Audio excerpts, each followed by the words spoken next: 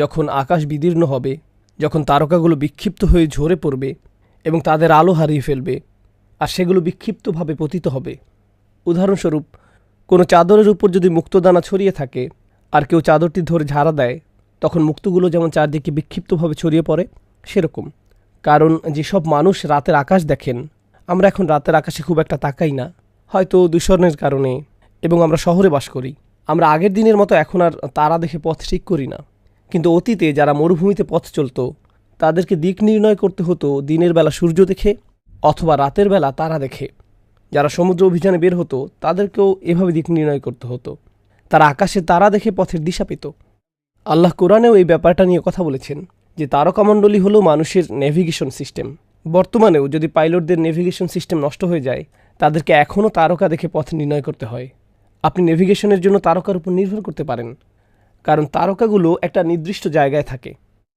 ঠিক যেমন সূর্যকেও আমরা একই দিকে উদিত হতে এবং একই দিকে অস্ত যেতে দেখি। পূর্ব দিক থেকে এর উদিত হওয়া স্থায়ী। সূর্যের উদিত হওয়ার দিকে তাকিয়ে আপনি কখনো বলবেন না এটা কি উত্তর দিক নাকি দক্ষিণ দিক, কারণ দিকগুলো স্থিরকৃত। তাহলে দিক নির্ণয়ের জ্ঞান আমরা মূলত আকাশ থেকে পাই। আর সেই দিন গোটা আকাশটাকে বিদীর্ণ করে দেয়া হবে। আর পৃথিবীর কথা কি বলবেন? তারকাগুলো যেগুলোকে নির্দিষ্ট জায়গায় দেখা যেত, সেদিন দেখা যাবে এগুলো বিক্ষিপ্ত হয়ে ঝরে পড়ছে। ওয়া ইদাল কাওয়াকিবু ইনতাসারাত, যখন নক্ষত্রগুলো ঝরে পড়বে। এরপর সেদিন সাগরসমূহ বিস্ফোরিত হবে।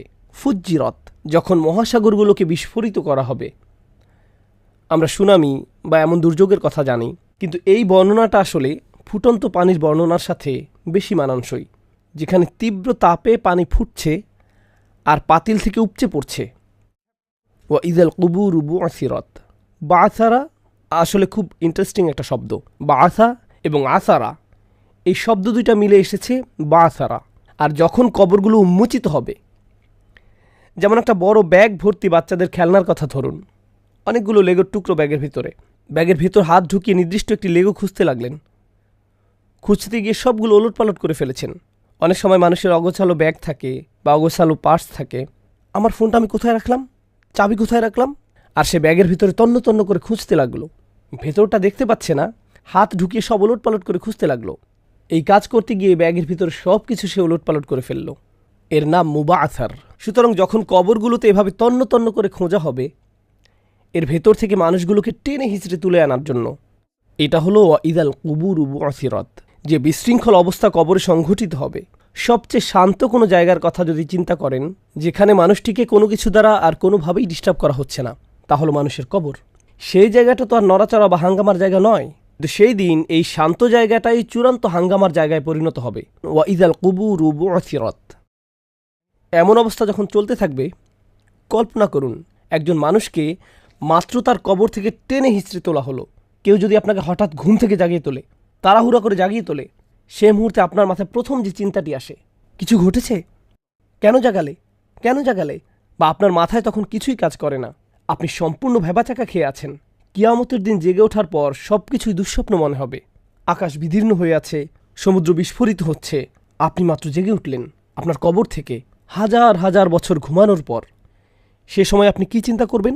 চারপাশের ঘটে যাওয়া সব কিছু বুঝতে গিয়ে চিন্তার গতি স্তব্ধ হয়ে যাবে। আল্লাহ সেই মুহূর্তের একটি চিন্তার কথা উল্লেখ করেছেন আপনার আমার জন্য, যে চিন্তা আমাদের সম্পূর্ণ অভিভূত করে ফেলবে। আর সেই চিন্তাটি হলো আলিমাত নাফসুম মা কদ্দামাত ও আখারাত। তখন প্রত্যেকে জেনে নিবে সে কি আগে পাঠিয়েছিল আর কি পেছনে ছেড়ে এসেছিল। আরবি ভাষার ছাত্রছাত্রীরা জানেন তাকদিম এবং তাখির, মুকদ্দাম এবং মুআখার। তাদের জীবনে তারা কোন বিষয়টাকে মুকদ্দাম বানিয়েছিল এবং কোন বিষয়টাকে মুআখার বানিয়েছিল, কোন ব্যাপারটাকে তারা সামনে রেখেছিল এবং কোন ব্যাপারটাকে তারা পেছনে রেখেছিল। সাধারণ ইংরেজিতে বললে কোন ব্যাপারটাকে তারা প্রায়োরিটি দিয়েছিল এবং কোন ব্যাপারটাকে তারা পিছনে ফেলে রেখেছিল। আমাদের সমগ্র জীবন আসলে এটাই। আমার এবং আপনার জীবনের প্রতিটি দিন কিছু জিনিস প্রায়োরিটি পায় আর কিছু জিনিস পরে করার জন্য ফেলে রাখা হয়। আমি ভাবি আমার হাতে অনেক সময় আছে, একটু বিশ্রাম নেই। আমার বিশ্রাম তখন প্রায়োরিটি পায়। যে কাজ বাকি আছে তা পরে করা যাবে। যদি বলি আগে কাজ শেষ করি, খাওয়া দাওয়া পরে করা যাবে, তখন আমার কাজ প্রায়োরিটি পায় আর খাওয়ার কাজটা অপেক্ষমান থাকে। সারাক্ষণ আমি কিছু বিষয় মুকদ্দম বানাচ্ছি আর কিছু বিষয় মুআখার বানাচ্ছি, রাইট? এটা হলো সময়ের বিবেচনা। সময়ের বিবেচনায় বলি, আচ্ছা সাপ্তাহিক ছুটিতে এটা করব, সপ্তাহের অন্য দিনগুলোতে ব্যস্ত থাকি, ছুটির দিনে এটা করব। তাহলে আপনার চাকরি হয়ে গেল মুকদ্দম, আর অন্য যে কাজ পরে করবেন সেটা হয়ে গেল মুআখার। সেই দিন চারপাশের ভয়ঙ্কর সব ব্যাপারের মাঝে আপনি শুধু একটি ব্যাপার নিয়ে চিন্তায় থাকবেন, কোন জিনিসটাকে সামনে রেখেছিলেন আর কোন জিনিসটাকে পেছনে রেখেছিলেন। কিন্তু এর দ্বারা অন্য কিছু বোঝায়, সেই দিন আপনি উপলব্ধি করব কোন কাজটা আসলেই বেশি গুরুত্বপূর্ণ ছিল আর কোন কাজটা ছিল কম গুরুত্বপূর্ণ। স্পষ্টতই যেটা সামনে রাখেন সেটা আপনার কাছে বেশি গুরুত্বপূর্ণ। আমাকে অমুক কাজটি আগে করতে হবে, কারণ এটা আমার কাছে বেশি গুরুত্বপূর্ণ। এই মুহূর্তে এই কাজটা আমাকে করতেই হবে। সুতরাং আয়াতের উক্ত কথাটি এ সম্পর্কেও, যে লোকটি সেই দিন উপলব্ধি করবে তার সমগ্র জীবন কোন কাজগুলোকে তার নিকট বেশি গুরুত্বপূর্ণ হিসেবে তুলে ধরেছে এবং তার সমগ্র জীবন কোন কাজগুলোকে তার নিকট কম গুরুত্বপূর্ণ হিসেবে তুলে ধরেছে। কোনটা বেশি গুরুত্বপূর্ণ ছিল আর কোনটা কম গুরুত্বপূর্ণ ছিল, কোনটা নিয়ে তার চিন্তা করা উচিত ছিল আর কোনটা নিয়ে তার চিন্তা করার দরকার ছিল না। যে কোনো সিদ্ধান্ত নেওয়ার পূর্বে কিছু কিছু ব্যাপার নিয়ে আমাদের চিন্তা ভাবনা করতে হয়। আর সহজ একটা উদাহরণ নিন, যেমন আহার করা। একজন মুসলিমের জন্য প্রথম চিন্তা হলো খাবারটা কি হালাল। আপনি হয়তো আরও কিছু ব্যাপার নিয়েও ভাবতে পারেন, আমার খাদ্যাভ্যাসের সাথে এটা যায় তো, আহার করার এটা ভালো সময় তো, এটা কি বেশি দামি, যাই হোক। কিন্তু আমার আপনার জন্য সবচেয়ে বড় ব্যাপার হলো এই খাদ্য আহার করার অনুমতি আছে কি নেই, হালাল নাকি হারাম, এটা এক নম্বর। কেউ একজন বলতে পারে কিন্তু খাবারটা আসলে দারুণ সুস্বাদু, তো তার কাছে হালাল হারাম মুখ্য বিষয় নয়, তার নিকট এটা মুআখার। আর স্বাদ হয়ে গেল মুকদ্দম, স্বাদ হয়ে গেল মুকদ্দম। হতে পারে এই খাদ্যের স্বাস্থ্যগত ভালো কোনো উপকার নেই, কিন্তু স্বাদ অসাধারণ, তো স্বাদ হয়ে গেল মুকদ্দম, আর স্বাস্থ্যগত উপকার বা ক্ষতি হয়ে গেল মুআখার। এটা তাকদিম এবং তাখির, এটা নিয়েই আমি এখানে কথা বলছি, কোনটা বেশি গুরুত্বপূর্ণ ছিল আর কোনটা কম গুরুত্বপূর্ণ ছিল। এখন প্রশ্ন হলো, বিচার দিবসে একজন লোক কবর থেকে বের হওয়ার সাথে সাথে কেন এই প্রশ্ন গুরুত্বপূর্ণ হয়ে দেখা দিবে? তাকে মাত্র কবর থেকে তোলা হলো, সেই মুহূর্তে সে যে উপলব্ধি করবে কোন কাজটাকে আমি গুরুত্ব দিয়েছি আর কোন কাজটাকে আমি গুরুত্ব প্রদান করিনি।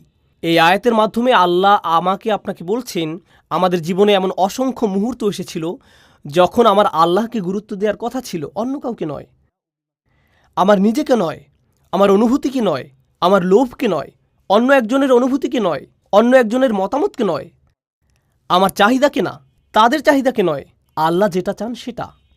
কিন্তু আমি অন্য কিছুকে বাছাই করেছি, আমি অন্য কিছুকে মুকদ্দম বানিয়েছি, আমি অন্য একজনকে প্রাধান্য দিয়েছি বা অন্য কিছুকে প্রাধান্য দিয়েছি, বা আমি আমার নিজেকে প্রাধান্য দিয়েছি। অন্য কিছু বেশি গুরুত্বপূর্ণ হয়ে গিয়েছিল।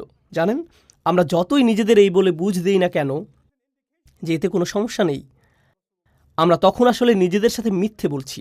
বাস্তবতা হলো, আল্লাহ এবং তার রসুল সাল্লাল্লাহু আলাইহি সাল্লাম যখন আমাদের কিছু বলেন, যখন তারা আমাদের বলেন অমুক কাজটি করা ভুল, যখন তারা আমাদের বলেন অমুক কাজটি করা বাধ্যতামূলক, তোমাকে এভাবে এটা করতে হবে, তারা এমনটা করছেন কারণ তারা আমাদের ভালো চান। আল্লাহ আমার ভালো চান এবং রসুল সাল্লাল্লাহু আলাইহি সাল্লাম আমার জন্য বেশি ভালো চান, এমনকি আমি আমার জন্য যত ভালো চাইতে পারবো তার চেয়েও। রসুল সাল্লাল্লাহু আলাইহি সাল্লাম নিজেকে এমন একজন হিসেবে বর্ণনা করতেন যিনি, জানেন তো, পতঙ্গ পোকামাকড় বাতি দেখলে কি করে, তারা তার উপর ঝাঁপিয়ে পড়ে, তারা আগুনে ঝাঁপিয়ে পড়ে, আর আপনি তাদেরকে হাত নেড়ে তাড়িয়ে দিতে চান, রাইট? এখন তো বাজারে মশা ধরার লাইটও পাওয়া যায়, প্রতিবার কোনো মশা এতে উড়ে এসে পড়ল, খটাস করে আপনি শব্দ শুনতে পান, রাইট? আমাদের রসুল সাল্লাল্লাহু আলাইহি সাল্লাম এরকম একটি উপমা দিয়েছেন, আর আমাদের যখন তাড়িয়ে দেওয়ার চেষ্টা করা হয় তখন আমরা বলি, আপনি কেন আমাকে কিছুই করতে দেন না, আমার জীবনটা কেন এত কঠিন করে তুলছেন, এত কঠিন কেন, আপনি আমাকে কেন পড়তে দেন না। আমাদের নিজেদের কাছে যেটাকে বেশি গুরুত্বপূর্ণ মনে হয় সেটা নিয়ে আমরা এতটাই বিভ্রান্ত। আর সেই দিন যখন সব কিছু উলটপালট হয়ে যাবে, আকাশ উলটপালট হয়ে যাবে, কবর উলটপালট হয়ে যাবে, সমুদ্র উলটপালট হয়ে যাবে, সেই মুহূর্তে শুধু একটি জিনিস ঠিক থাকবে, আর তা হলো আমাদের চিন্তা। এখন সব কিছু সঠিক নিয়মে আছে, কিন্তু আমাদের চিন্তাভাবনা উল্টো হয়ে গেছে। আর বিচারের দিন সব কিছু উল্টে যাবে, কিন্তু আমাদের চিন্তা সঠিকভাবে পুনর্বিন্যাস লাভ করবে। এখন আমি জানি কোনটাকে আসলে বেশি গুরুত্ব দেওয়া উচিত ছিল আর কোনটাকে ফেলে রেখেছিলাম। আজ আমার আলোচনার বিষয় আসলে এই আয়াত নয়। যে আয়াত নিয়ে কথা বলতে চাই তা হলো পরের আয়াত। ইয়া আইয়ুহাল ইনসান মা গাররাকা বিরব্বিকাল কারীম। হে মানুষ, ইয়া আইয়ুহাল ইনসান, হে মানুষ। প্রসঙ্গত, ইনসান দুটি জিনিসের সমন্বয়ে গঠিত।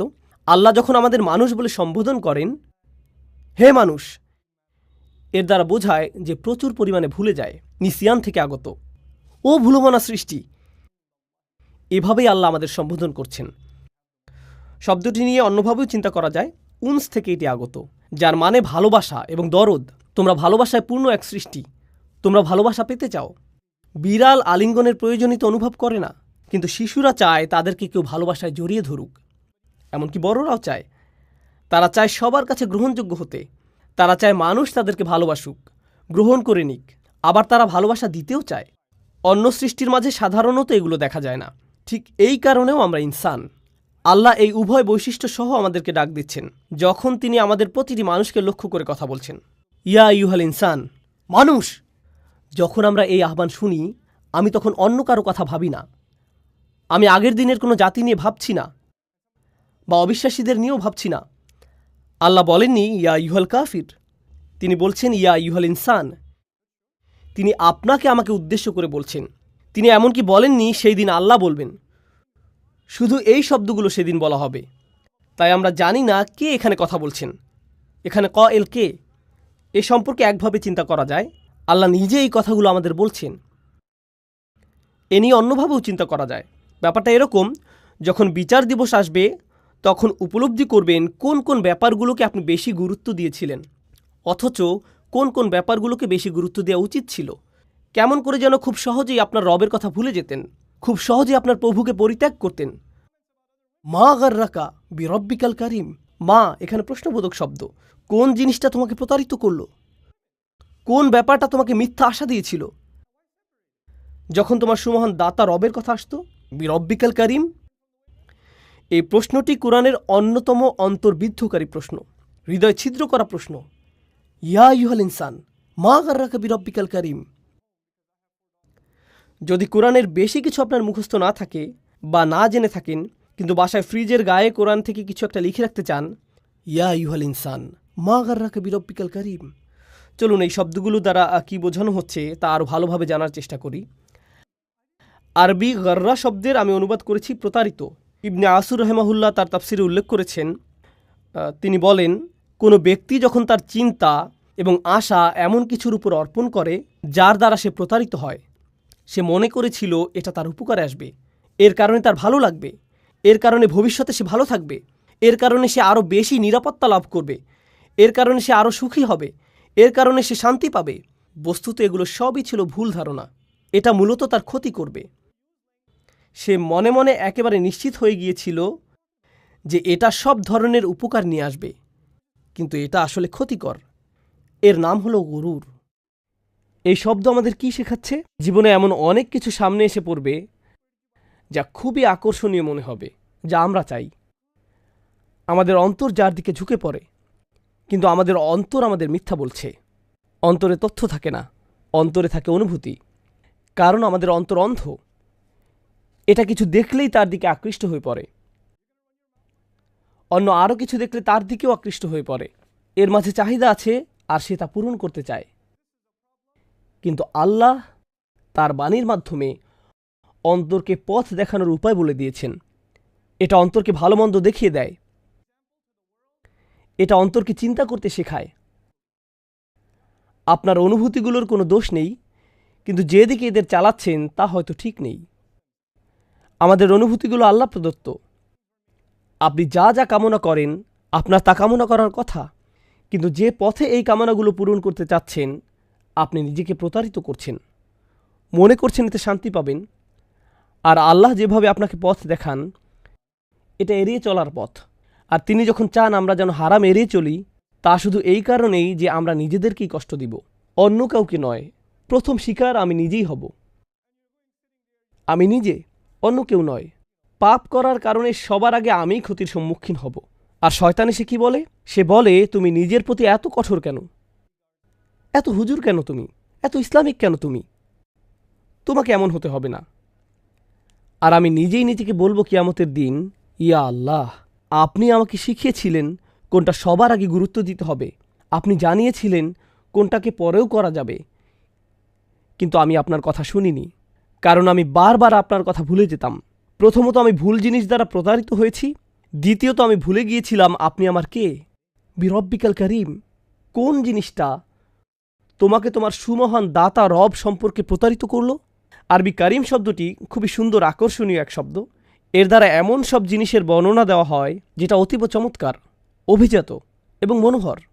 তাই যে ঘোড়ার সবচেয়ে বেশি রেশমি চুল আছে, যার গায়ের রং সবচেয়ে সুন্দর এবং স্বাস্থ্যকর শরীর আছে, আরবীয় ঘোড়া, সত্যিকারের আরবীয় ঘোড়াকে তারা কারাম বলে অভিহিত করত। এই শব্দকে সম্বন্ধযুক্ত করা হয় গুপ্তধনের সাথে। এই শব্দকে আরও সম্বন্ধযুক্ত করা হয় স্বর্ণের নেকলেসের সাথে, যে নেকলেস খুব দামি স্বর্ণ দিয়ে তৈরি করা হয়। এটাকেও কারাম এবং কিরম বলে। সকল সুন্দর জিনিসের সাথে এই শব্দকে সম্পর্কযুক্ত করা হয়, সকল অভিজাত জিনিসের সাথে, সকল হাই ক্লাসের জিনিসের সাথে, সকল কোয়ালিটি সম্পন্ন জিনিসের সাথে। এরপর অর্থটি আরও সম্প্রসারিত হয়ে দানশীলতার সাথে যুক্ত হতে শুরু করল। তাই তারা রসুল সাল্লাল্লাহু আলাইহি সাল্লামকে বর্ণনা করত করিমুন ইবনে করিম, তিনি আমাদের প্রতি উদার হবেন, অভিজাত বাবার অভিজাত সন্তান। অভিজাত মানে তিনি আমাদের প্রতি দানশীল হবেন।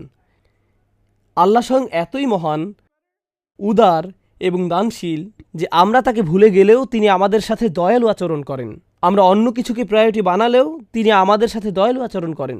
আমরা নিজেদের জীবনে তার বিধিবিধানকে তুচ্ছ তাচ্ছিল্য করলেও আমরা এমনভাবে আচরণ করি যেন এগুলোর অস্তিত্ব নেই। আমরা এমনভাবে আচরণ করি যেন এগুলো মান্য বা অমান্য করতে কিছু যায় আসে না। তবুও এর বিনিময়ে তিনি আমাদেরকে সাথে সাথে অপমানিত করেন না। তিনি আমাদেরকে মানবতার সামনে অপমানিত করেন না। তিনি এমনটা করেন না। তিনি মর্যাদাপূর্ণ উপায়ে আমাদের সাথে আচরণ করেন। তিনি আমাদের প্রতি করিম। তিনি সব সময় এমন ছিলেন। আমি মোটেই তার অনুগ্রহের কোনো বিনিময় প্রদান করি না, বারবার তাকে অগ্রাহ্য করি এবং তিনি যা করতে বলছেন সেটা অগ্রাহ্য করি। আমি দ্বিতীয়বার এটা নিয়ে আর চিন্তাও করি না। আমি ধরে নিয়েছি আল্লাহ শুধু দিয়েই যাবেন। তিনি সব সময় আমার যত্ন নিয়ে আসছেন। তিনি বুঝেন, এটা কোনো ব্যাপার না। কিন্তু শেষ বিচারের দিন আমি বলবো না আল্লাহ বুঝেন। সেই দিন আমি কপাল চাপড়িয়ে বলতে থাকব, হায় কি করলাম আমি। আলিমাত নাফসুম মা কদ্দামাত ও আখারাত, হে মানুষ, কিসে তোমাকে তোমার মহানুভব প্রভু সম্পর্কে বিভ্রান্ত করল? এরপর তিনি কিভাবে মহানুভব? আল্লাযী খলাকাকা ফাসাওয়াকা ফাআদালাক ফি আইয়ি সূরাতিন মা শাআ রাক্কাবাক, যিনি তোমাকে সৃষ্টি করেছেন অতঃপর তোমাকে ভারসাম্যপূর্ণ করেছেন যেন তুমি দুই পায়ে হাঁটতে পারো। তিনি তোমাকে ভালো মন্দের পার্থক্য করার যোগ্যতা দিয়েছেন। মানুষ হিসেবে তিনি তোমাকে ভারসাম্যপূর্ণ করেছেন। ফাসাওয়াকা, তিনি তোমাকে সুঠাম করেছেন, তোমাকে ব্যালেন্সড, ন্যায়পরায়ণ এবং সুন্দর আকৃতিতে সৃষ্টি করেছেন। ফি আইয়ি সূরাতিন মা শাআ রাক্কাবাক, তিনি তোমার জীবনকে ধাপে ধাপে এগিয়ে নিয়েছেন। এগুলো তার ডিজাইন।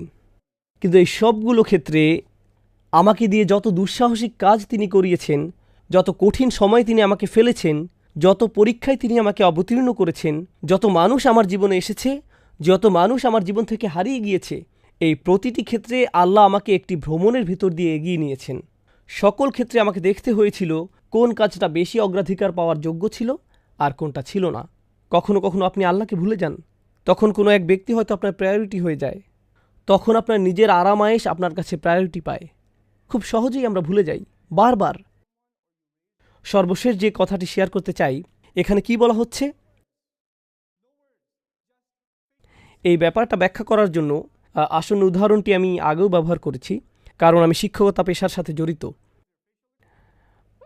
যদি কোনো শিক্ষক ক্লাসে এসে ছাত্রদের কোনোদিন শাসন না করেন, কখনো না, তিনি শুধু ক্লাসে আসেন আর দেখেন যে কিছু বাচ্চারা নিজেদের ডেস্কের উপর লিখছে, অন্যদিকে একজন আরেকজনের গালের উপর কিছু একটা আঁকছে, ক্লাসের আরেক প্রান্তে এক গ্রুপ একে অন্যের দিকে বই ছুঁড়ে মারছে, আরেকজন এদিক ওদিক পেন্সিল ছুঁড়ে মারছে, আর শিক্ষক সব সময় ভালো স্যার, সব সময় কৌতুক বলে বাচ্চাদের হাসান, কাউকে কোনোদিন বকাঝকা করেন না, ভদ্রভাবে বসতে বলেন।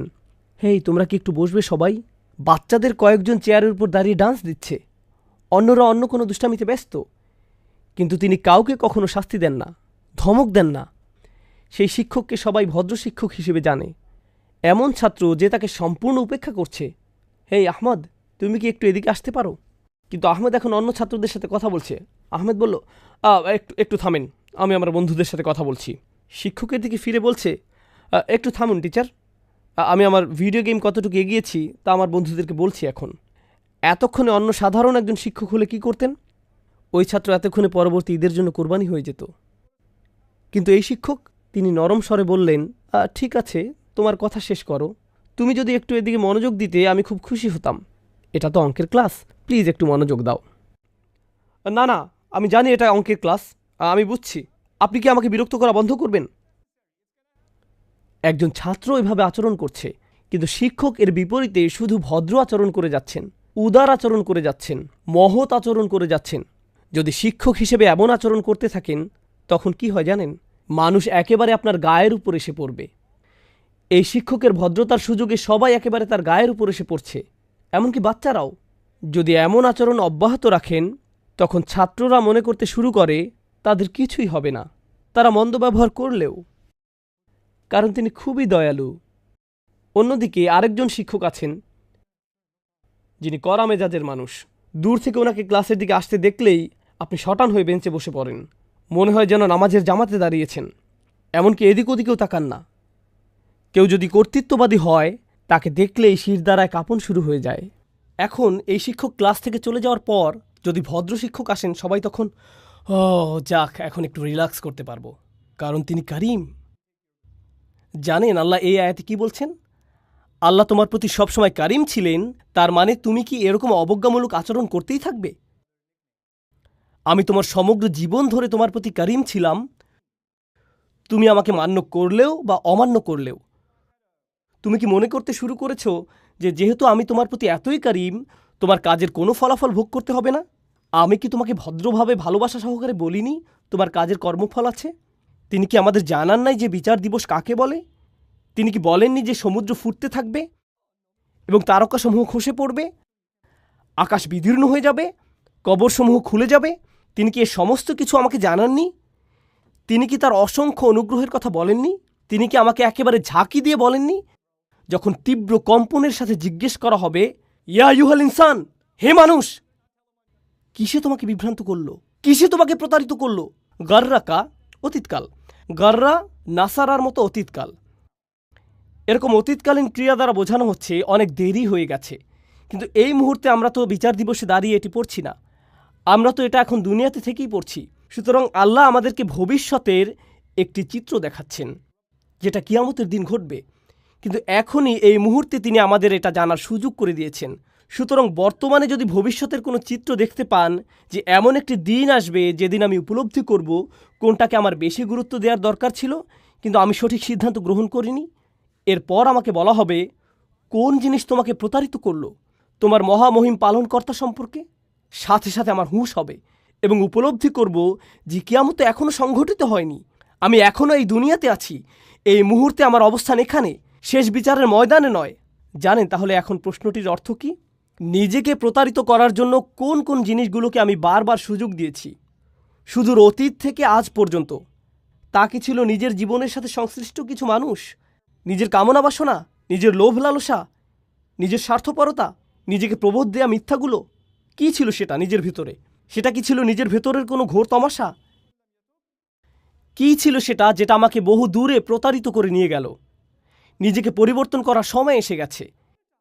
এই ধরনের আয়াতগুলো আমার আপনার জন্য জীবন পরিবর্তনকারী আয়াত। যাই ঘটুক কোনো ব্যাপার না, নিজেকে পরিবর্তন করার এই ভ্রমণটা যত কষ্টকরই হোক না কেন, আমি প্রস্তুত ইয়া রব। কারণ আমার সমগ্র জীবন ধরে আপনি আমার প্রতি যথেষ্ট কারিম। আমি এর জন্য প্রস্তুত, কারণ আমি চাই এই উপলব্ধিটা আমার এখানে হোক, শেষ বিচারের দিনে হওয়ার পরিবর্তে। আমি বরং এই উপলব্ধিটা এখন চাই। আমি পরোয়া করি না এতে যদি আমাকে কাঁদতে হয় বা অন্য কাউকে কাঁদতে হয়। আমি পরোয়া করি না এটা যদি আমাকে অসন্তুষ্ট করে বা অন্য কাউকে করে। যদি এটা মদ পানের আসক্তি হয়, আমি আজকেই ছেড়ে দেব। আমি পরোয়া করি না এতে যত কষ্টই হোক। এটা যদি নামাজ মিস হয়, আমি এখন থেকে নিয়মিত নামাজ পড়ব। আমি পরোয়া করি না এর জন্য যদি আমাকে তাড়াতাড়ি ঘুমাতে যেতে হয়। যদি হারাম কিছু আমি অনেক দিন যাবৎ করে আসছি, আমি এই হারাম ছেড়ে দিব। আমি পরোয়া করি না এতে কে ক্রুদ্ধ হলো আর কে অসন্তুষ্ট হলো। এটা যদি হারাম ব্যবসা হয়ে থাকে, আমি ওই ব্যবসা ছেড়ে দিচ্ছি। এর নাম অগ্রাধিকার প্রদান। আর যখন এভাবে প্রায়োরিটিতে পরিবর্তন নিয়ে আসবেন, আল্লাহর ব্যাপারগুলোকে অগ্রাধিকার দিবেন, তখন দেখবেন আপনার নিজস্ব সত্তা এবং আশেপাশের মানুষেরা এই পরিবর্তনের তীব্র বিরোধিতা করছে। আমি ওইটাকে মুকাদ্দাম বানিয়েছি আর অন্য সব কিছুকে মুআখার। ওইটাকে আমি সবার আগে রাখব আর অন্য সব কিছুকে পরে। আলিমাত নাফসুম্মা কদ্দামাত ও আখারাত। আমার এবং আপনার বরং এমন মানুষদের অন্তর্ভুক্ত হওয়া উচিত যারা এখনই নিজেদের প্রায়োরিটি ঠিক করে নেয়। নিজের মাঝে সেই মনোবল তৈরি করুন, আল্লাহর বাণীতে সেই শক্তি খুঁজুন। এজন্যই তো আল্লাহর বাণী আমাদের সামনে আছে। আমি আমার নিজেকে এবং আপনাদের সবাইকে স্মরণ করিয়ে দিচ্ছি যে আমাদের আমলের দরজা এখনো বন্ধ হয়ে যায়নি। অতীতে যে ভুলই করে থাকেন না কেন, যে পাপই করে থাকেন না কেন, তওবার দরজা এখনো খোলা আছে। আল্লাহর কাছে ক্ষমা চান। শুধু আল্লাহর কাছে ক্ষমার দোয়া করেই থেমে যাবেন না, বরং নিজের মাঝে সত্যিকারের পরিবর্তন নিয়ে আসুন, একটি বাস্তব পরিবর্তন। আল্লাহকে দেখান, নিজেকে দেখান যে কোন কোন ব্যাপারগুলোকে আপনি সবার আগে গুরুত্ব প্রদান করেন। অন্য কারো নিকট আপনাকে কিছু প্রমাণ করতে হবে না। যে কেউ আপনাকে যাই বলুক না কেন, আশেপাশের লোকজন আপনাকে যেভাবেই দেখুক না কেন, এতে কিছু যায় আসে না। সময় আসলে তারা আপনার ব্যাপারে কোনো পরোয়া করবে না। এতে কিছু যায় আসে না কে অসন্তুষ্ট হলো আর কে বাঁকা চোখে তাকালো বা কে কি মনে করলো। এই পৃথিবীর সব কিছুই উপলব্ধির ব্যাপার। একমাত্র যে উপলব্ধিটি এখানে গুরুত্ব পাওয়ার যোগ্য তা হলো নিজেকে আপনি কিভাবে দেখেন, আল্লাহ আপনাকে কিভাবে দেখেন। এই ব্যাপারটা যখন আপনার কাছে পরিষ্কার হয়ে উঠবে, কেবল তখনই আপনি পরিবর্তনের জন্য প্রস্তুত। আর যদি তা না হয়, তবে যে ধ্রুবকগুলোকে আমরা প্রতিনিয়ত দেখছি, যেগুলো জীবনের অংশ, যেগুলো সব সময় বর্তমান থাকে, আল্লাহ বলছেন যদি তারকারাজির যেখানে থাকার কথা সেখানে না থাকে, সমুদ্রগুলোর যেখানে থাকার কথা সেখানে না থাকে, সেগুলো এখন তো আর স্থায়ী কোনো জিনিস নয়, তখন মানুষের অভিমতকে কেন তুমি স্থায়ী কিছু মনে করছো? নিজের প্রায়োরিটি ঠিক করুন। আমাকে আমার অগ্রাধিকারগুলো ঠিক করতে হবে। আল্লাহ আজ্জা ওয়া জাল্লা আমাদেরকে তাদের অন্তর্ভুক্ত না করুন যারা প্রতারিত হয়, যারা তাদের রবের উদারতার এমন সুযোগ গ্রহণ করে যে শেষ বিচারের দিন ক্ষতিগ্রস্ত হয়।